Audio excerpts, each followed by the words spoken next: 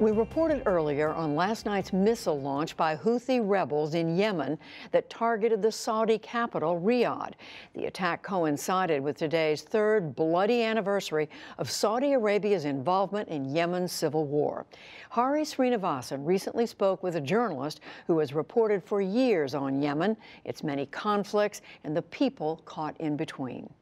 Thousands of civilians have died and more than 3 million have been displaced in the war between a U.S.-backed Saudi coalition and Houthi rebels. Yemen was also the scene of the first commando raid directly ordered by President Trump. That 2017 raid ended in the death of a U.S. Navy SEAL and Yemeni civilians. Iona Craig is a freelance journalist who's just won a Polk Award for her investigation of this raid. She has deep experience reporting in Yemen. Thanks for joining us. First, tell us, you've lived there for 5 years. You've been on multiple reporting trips. How has Yemen changed in the country that you first started reporting in and now through the civil war?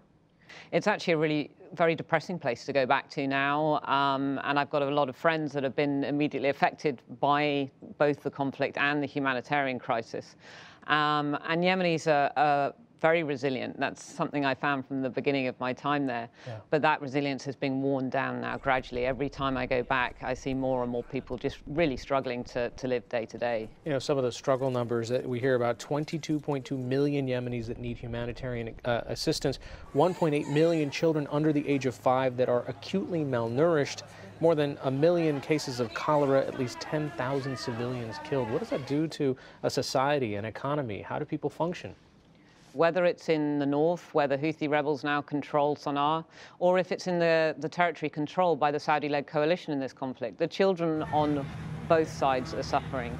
And to sit and speak to women as their children are literally dying of starvation in their arms is really, really not only tragic, but hard to get your kind of head around, and to see that repeatedly in the hundreds and thousands going across the country, and to see people just so helpless, not able to get to medical care because they can't afford it, not even being able to buy the food that is there and available in the markets because they haven't got the money to do so. You know, we've heard recently about the difficulty of trying to get humanitarian aid in there, but I think it's also important to clarify the role that the West, the U.S. and the U.K. are playing in this fight, though not directly.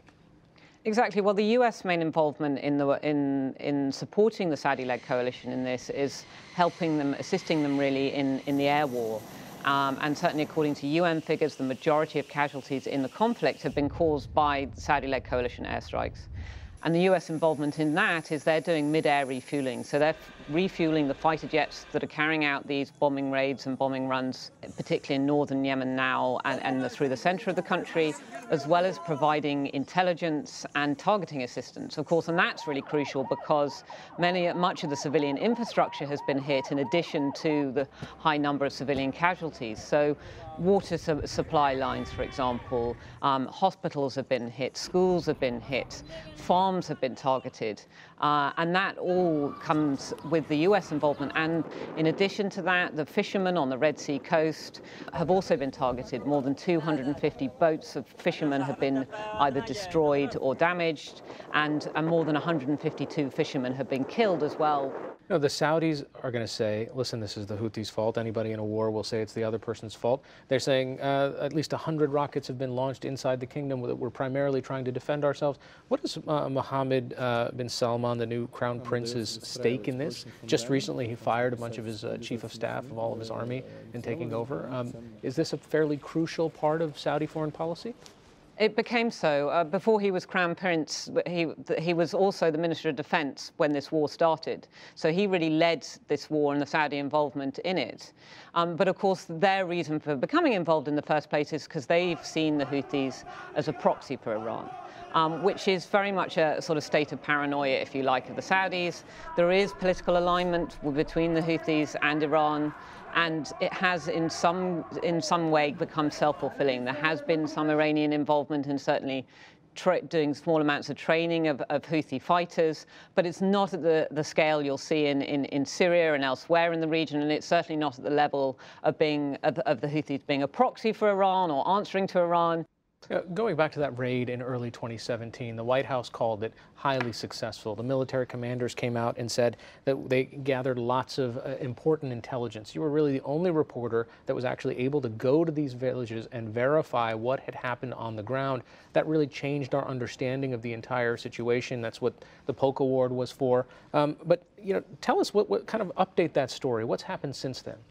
Well, the area of Al-Baida, which is the name of the governorate or the province where it happened, has been repeatedly targeted since then. This is an area that's right on the front lines of where the tribesmen are fighting against the Houthis, and where there has been an al-Qaeda presence who have been fighting on the side of the Saudi-led coalition that the US is supporting. So really, for the people in that area, the story did not end when I left that village and did that story. It's really continued, and I've kept in contact with them actually quite regularly. Many of those families were displaced from that area because of the repeated airstrikes. They couldn't go back to their homes. Many of them were living in tents on the side of the mountain for many months because of the risk of being killed in their own homes after that raid. And so Al-Baida has been really at the heart of a lot of the US airstrikes that have been carried out, drone strikes as well, over the last year and over a year now, and the first year of the Trump administration. That has been one area that they've specifically targeted repeatedly. All right, Yonah Craig, thank you so much for your reporting, and thanks for joining us. Thanks so much for having me.